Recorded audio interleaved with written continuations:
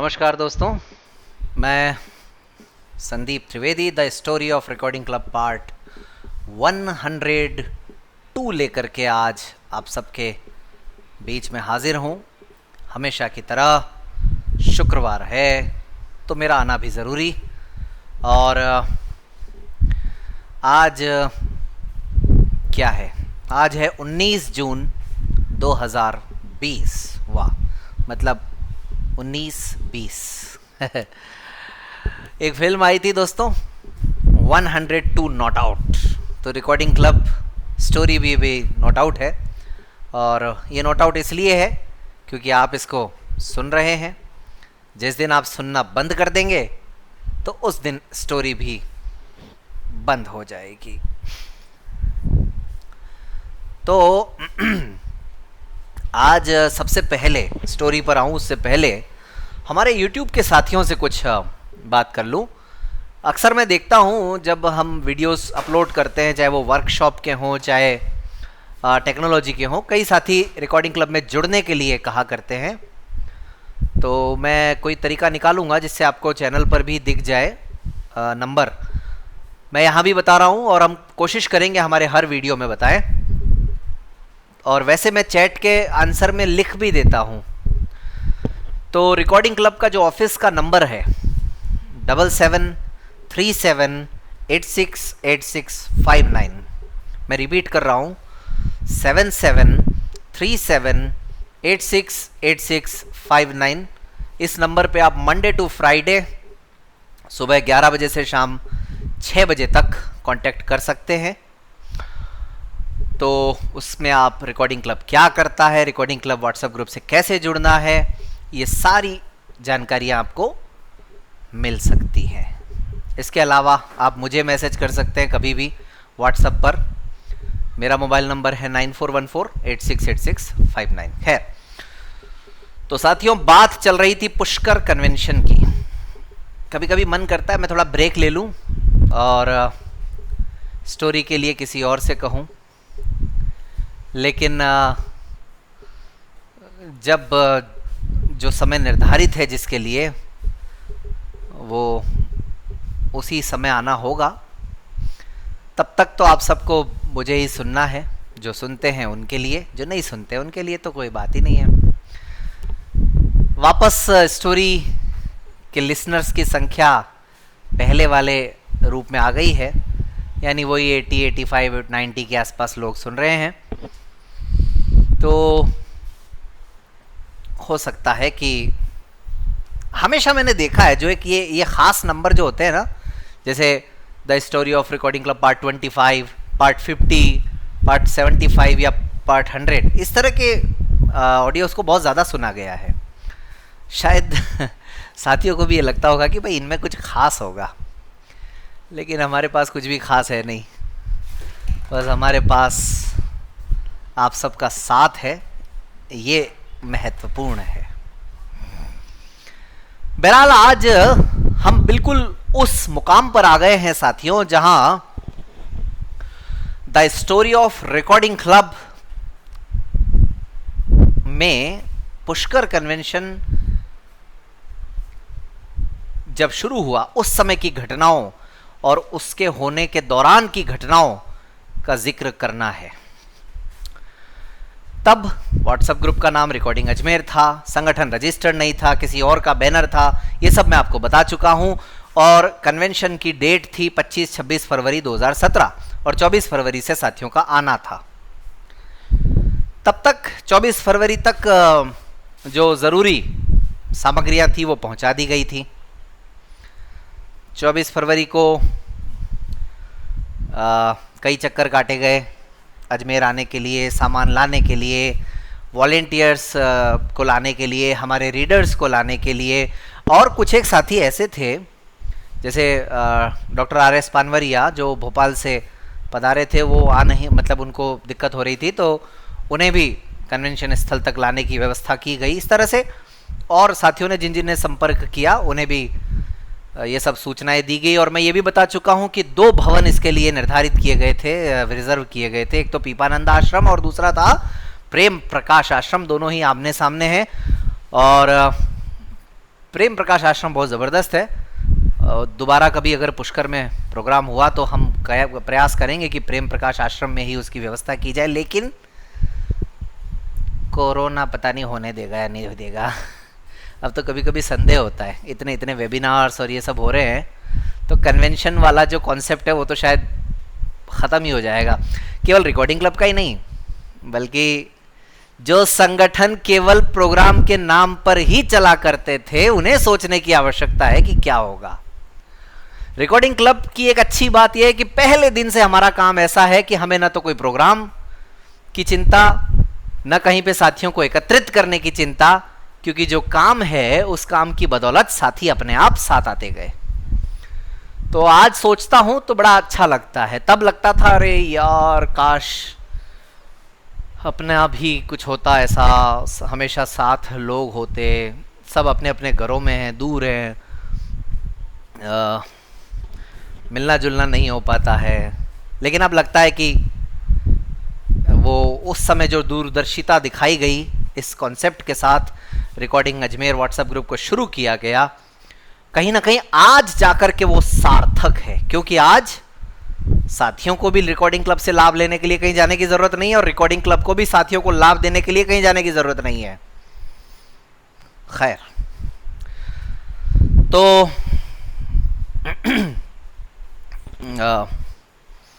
पुष्कर में ब्रह्मा नगरी लोगों ने आना शुरू किया। जैसा कि मैं बता चुका हूं, ऑनलाइन फॉर्म जारी किया गया था जिसको स्वरूप हल्दर ने बनाया था, और ये नाम भी याद रखना जरूरी है आप सबके लिए, स्वरूप हल्दर। तो उस समय 24 तारीख को हमारे कई सारे साथी उसी दिन आ गए।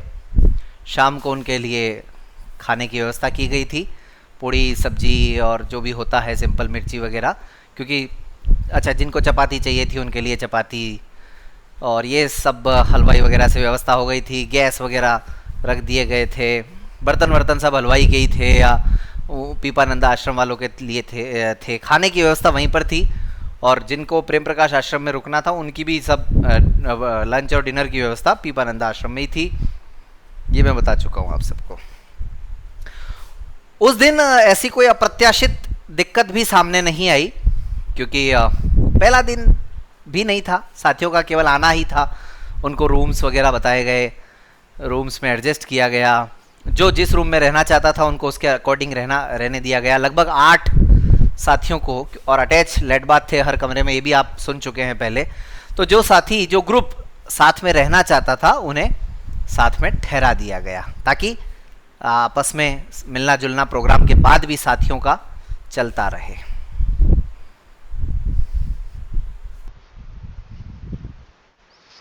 अब यहां पर कुछ साथी ऐसे थे जिनसे मेरी भी मुलाकात पहली बार हो रही थी, और इस कार्यक्रम में हमें बहुत से ऐसे साथी सहयोगी मिले जो रिकॉर्डिंग अजमेर से लेकर रिकॉर्डिंग क्लब की यात्रा में बराबर हमारे हमेशा साथ रहे, चाहे उनको रिकॉर्डिंग क्लब की आवश्यकता रही हो चाहे ना रही हो। तो हमारा जो एमपी से आने वाले जो दल था वो अगले दिन आने वाला था, यानी 25 की मॉर्निंग में। तब एमपी वालों से इतनी अच्छी पहचान नहीं थी, वरना 24 को ही बुलवा लेते हम। लेकिन जब जब जो जो होता है तब तब सो होता है, ऐसा कुछ है ना।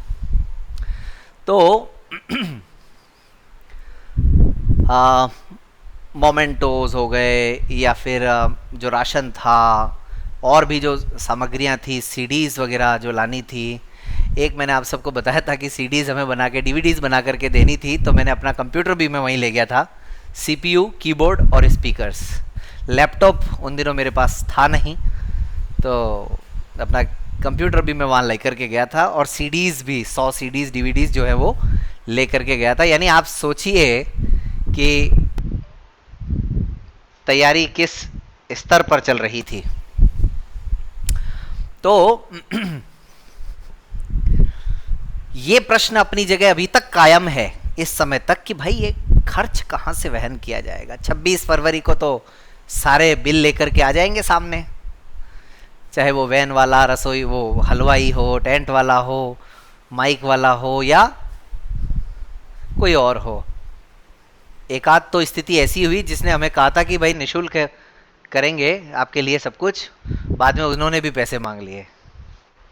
तो ये सब होता है जब कार्यक्रम करते हैं, तो कई सारी सच्चाई कार्यक्रम होने के बाद में पता चलती है। बहरहाल,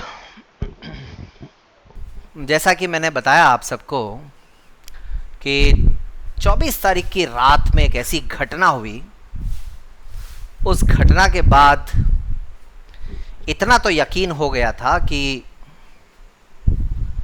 कन्वेंशन में कोई विघ्न नहीं आने वाला है, यानी कन्वेंशन में आर्थिक संकट नहीं आने वाला है, इस बात का विश्वास हो चला था।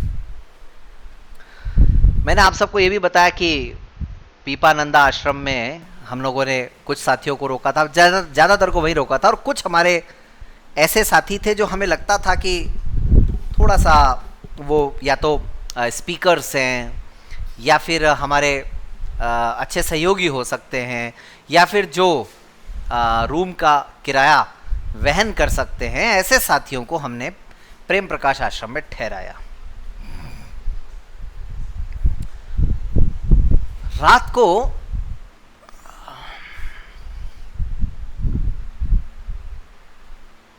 प्रेम प्रकाश आश्रम में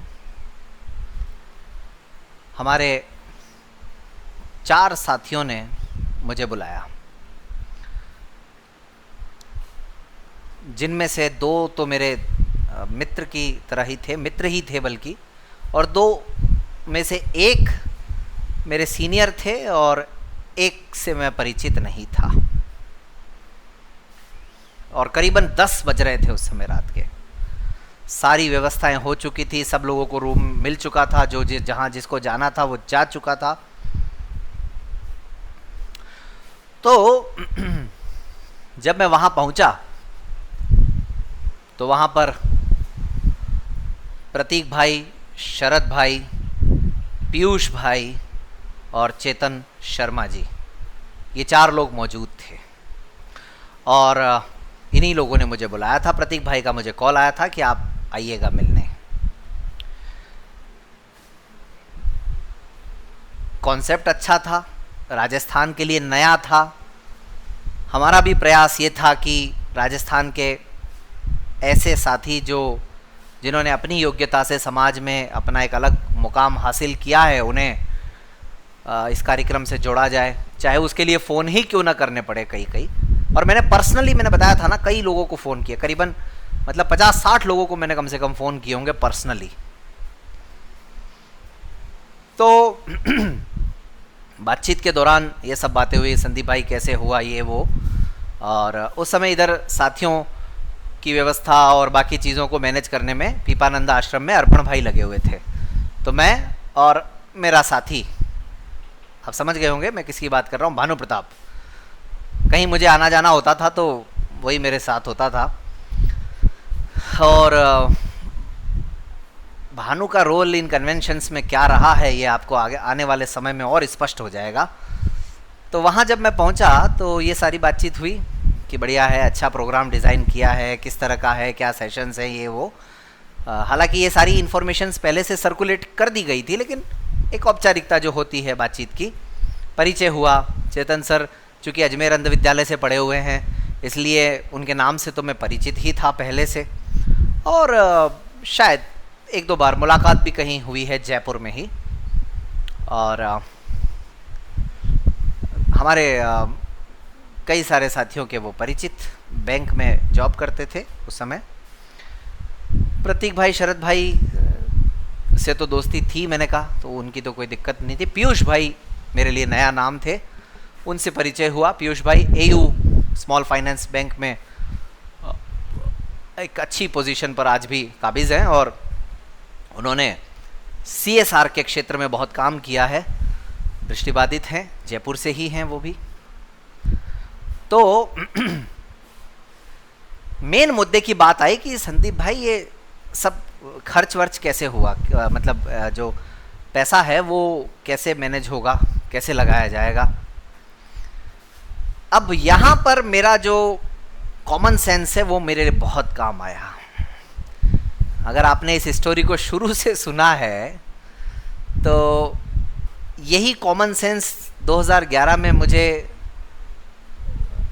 विवाह के मामले में भी काम आया था, जब मुझसे ये प्रश्न पूछा गया कि आपको क्रोध कितना आता है, गुस्सा कितना आता है, और जब मैंने तुरंत अपने कॉमन सेंस से उत्तर दिया था कि भाई मैं गुस्सा नहीं करता हूँ, मैं गुस्सा पी जाता हूँ।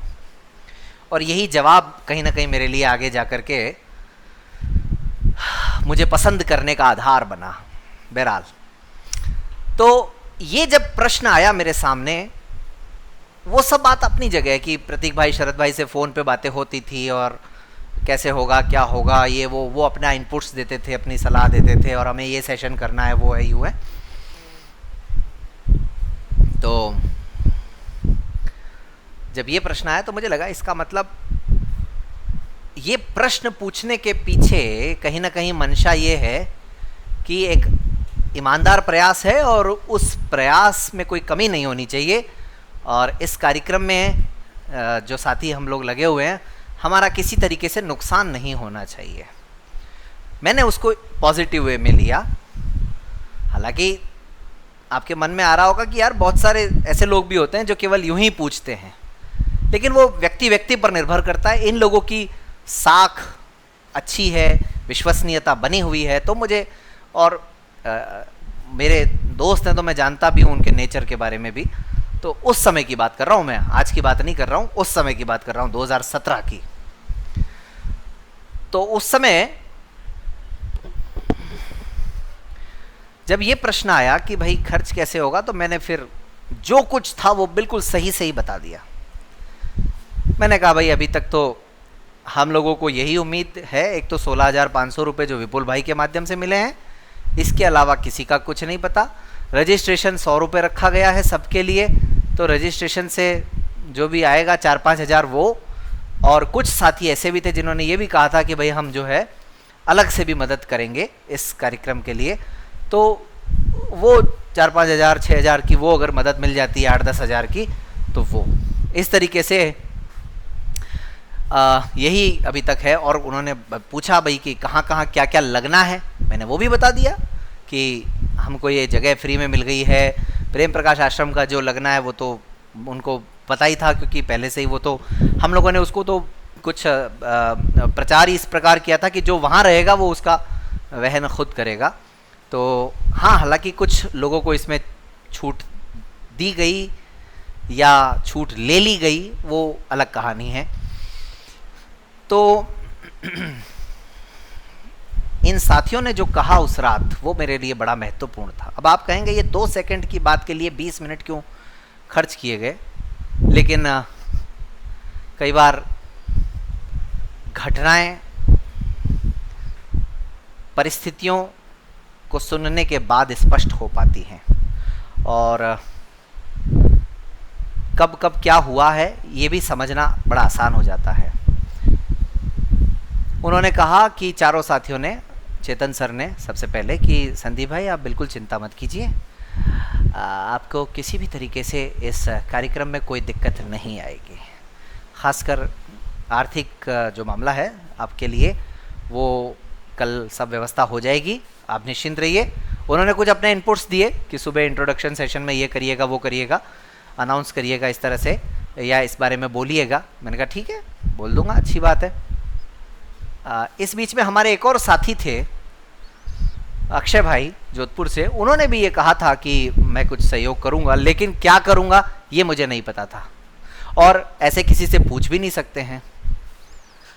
अक्षय भाई हमारे संस्कृत के विद्वान, आप जानते ही हैं, ग्रुप के लिए उन्होंने बहुत काम किया है, और आज भी कभी अगर ज़रूरत होती है या सालाना सहयोग वगैरह में वो हमेशा आगे रहते हैं। खैर, तो इस तरह से कुछ एक साथी थे जिनका कमिटमेंट था। तो इन चारों साथियों ने भी ये तो कहा कि हम सहयोग करेंगे, इस प्रोग्राम में दिक्कत नहीं आएगी, लेकिन ये स्थिति स्पष्ट नहीं थी कि क्या सहयोग करेंगे और कितना करेंगे और लगभग 70-80 हज़ार का खर्चा कैसे वहन होगा, ये उस समय तक समझ पाना थोड़ा सा मुश्किल था मेरे लिए। लेकिन बहरहाल जो भी हो, उन्होंने जो शब्द कहे वो बड़े, उससे बहुत सहारा मिला। फिर वहाँ जाकर के मैंने बताया अर्पण जी वगैरह को कि इस तरह से बात हुई है, और उन सब ने, अर्पण जी ने भी कहा बड़ी अच्छी बात है यार, देखते हैं कल क्या होता है, फिर इसका मतलब अपन को हो सकता है। और हम लोग मन में ये सोच रहे थे कि शायद हमको हमारी जेब से ज़्यादा नहीं लगाना पड़े। अगर इस तरह से लोग आश्वासन दे रहे हैं तो जाहिर सी बात है कि आपको एक तो पूरा ही जेब से लगाना पड़े, दूसरा एक साथी खुद ही आगे आ जाए उसके लिए, तो फिर इससे ज़्यादा कॉन्फिडेंस की बात और क्या हो सकती है। अब मैं आता हूँ उसी बात पर। आपने समय निर्धारित किया है सुबह 9 बजे कार्यक्रम के उद्घाटन का, परिचय सत्र के साथ, और 9 बजे आपको पता चलता है कि जिस हॉल में कार्यक्रम होना है वहाँ ना माइक लगा है, ना दरियाँ बिछी हैं, ना कुर्सियाँ लगी हैं, बल्कि वहाँ तो रेत और मिट्टी और ईंटें और पता नहीं क्या क्या। फिर कार्यक्रम कैसे संभव हुआ, ये सब आने वाले अंक में। आज इजाज़त दीजिए, बहुत बहुत धन्यवाद, शुभ रात्रि।